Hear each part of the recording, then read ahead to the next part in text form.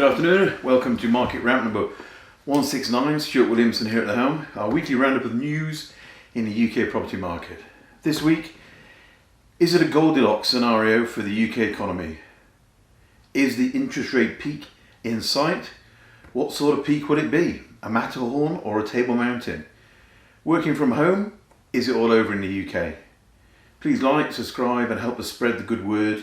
We do this just for information for our clients and for potential clients. The period since the surge in inflation began in 2021 has been full of false dawns and conflicting data, but the signals are now consistently pointing in the right direction, according to the Financial Times. Friday's US jobs report shows a strong rise in consumer spending amid very benign inflation data.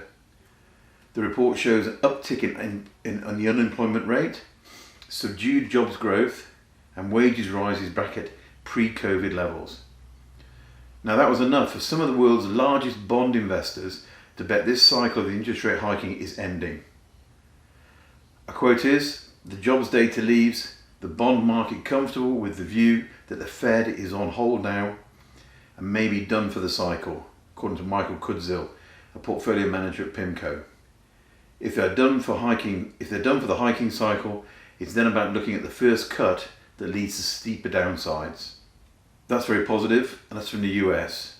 The UK, the picture is more complex, but there are still reasons to be hopeful that we'll see a similar Goldilocks scenario, that's a great term, isn't it? In which the jobs market cools enough to bring inflation down without causing a recession. In the UK, rising prices and wages in the services sector have been a particular cause for concern. But the PMI for August, which is the Purchasing Managers Index, came up with some very positive signs. The overall state of input price inflation was the lowest since May 2021. Softer cost pressures and greater competition for new work contributed to the weakest rise in prices charged by service providers for 2 years. Subdued business conditions put a brake on staff hiring. Now, Mr. Michael Saunders, who's the former hawkish head of the Bank of England rate setting committee, at which he served until 2022, thinks we've seen enough for the bank to shift strategy when it meets this month. I think they're pretty much done. It looks to me about 50-50 as to whether they will hike again at the September meeting, and if they do hike, it will only be for 25 basis points. Now, the bank may have done enough to avoid a technical recession, but it's going to be a lean few years, according to the FT again. The UK economy is likely to expand at 0.4% this calendar year, before growth slows to 0.3%, so again backwards, in 2024, then nudges up to 0.7 in 2025. That's reported in the FT from the British Chamber of Commerce. So what does this mean for us? What does it mean for residential rates, for interest rates, for borrowers, for everyday people out in the street, for my clients, for the people who are watching this? We may be at the peak of rates, which is great. We're already seeing the fear factor fall. Interest rates are falling, so we're probably at the top, possibly. So what does the Bank of England actually say? They say, is it going to be Table Mountain or Matterhorn? These are the two strategies available to the Bank of England as it attempts to get inflation back to the 2% target. The bank's chief economist, Hugh Pill, great name, told an audience in South Africa last week, that's what he told them, the first is a sharp spike in the base rate, followed by a sharp fall, a shape Mr. Pill likened to Matterhorn, as you know, one of the best known peaks in the Alps. His preferred route, however, was like South Africa's Table Mountain, so a lower peak that endures for longer. Indeed, the Bank of England's own projections show inflation falling back to target even if the bank opts to leave the base rate at its current 5.25%. If you see the chart here, taken from his slide deck, there's clearly enough upside risk though in that chart to suggest the bank will keep hiking, but the comments reinforce the market's view that the base rate will probably peak at 5.5, so another 25 basis points, or 70.75 by the end of the year. So how is the market sentiment responding to this? How are the businesses responding, which will then influence what we get for rentals, what we get in the market economy, how residential prices go. British companies are actually the most confident they've been since Russia's invasion of the Ukraine, according to a survey that also showed they plan to keep on raising prices and staff pay, adding to, obviously, Bank of England worries about inflation. Contrasting with signs of an economic slowdown in other recent surveys, the Lloyds Bank Business Barometer, great name, measure of confidence jumped by 10 points in August, 41%, its highest since February 2022. The bounce in economic optimism this month is a standout point, Han Ju-ho, a senior economist at Lloyds Bank, said. He went on to say, our analysis shows that businesses felt relief that interest rates may be reaching the peak, alongside hopes that measures to tackle inflation are already having an impact. So that's what we're talking about already. That's what businesses are starting to feel, so it's a lot more positive than it has been. Thursday's survey shows firms' hiring intentions were the strongest in 15 months, and the share of businesses planning to increase staff wages was the highest since Lloyds began asking them about pay in 2018, with 30% of firms predicting a 3% pay rise. So that looks pretty positive. So if you think about buying property, your rental market is probably looking pretty good. So, is it the end of working from home? HSBC this week has ordered 18,500 of its UK staff back to the office at least 3 days a week, continue to water down working from home policies. Bosses at HSBC UK, its ring-fenced bank, told employees last week that they should be at their desks for more than half the week from October this year, according to the Daily Telegraph. The bank's previous policy was to allow individual teams to set up their own hybrid working practices, with some allowing staff to work from home full time.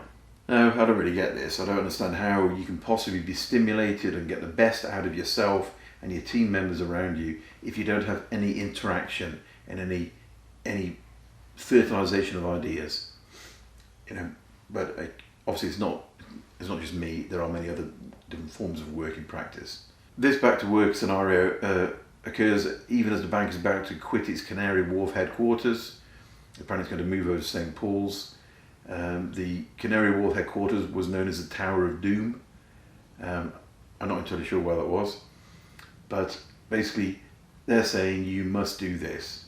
Okay, HSBC is headquartered in Birmingham. It's got around 14 million active customers and more than 18,500 employees. Basically looks after retail people and small businesses across the UK. So it's very much a UK focused company, so it doesn't have international hours it has to deal with. This move though does suggest that the pandemic induced shift to remote working could be fading. There's quite a few other companies that are doing this, and they're all requiring people to come back and work in their offices. And that's got two positive things really for us. People will be able to work further away, buy more property, which is what's benefiting in the north, and then trip into the office 3 or 4 days a week. That's helping us out a lot because it means that the market in the north is a lot more balanced than in the south where it is falling, as I reported last week with the Zoopla report. Lloyds Banking Group, JP Morgan, Investec and BlackRock have all told their employees as well that they must return to the workplace on a similar basis, at least 3 days a week. In fact, Lloyds was accused earlier this year of inflicting unnecessary disruption on the lives of its employees by telling them to return to the office for just 2 days a week. I don't think it, personally, that's my own view, okay, and everyone's got their own views, and I'm sure some people work very well from home. I think myself, you need the simulation to get in. Now, as we covered 2 weeks ago, the UK build-to-rent market is growing rapidly.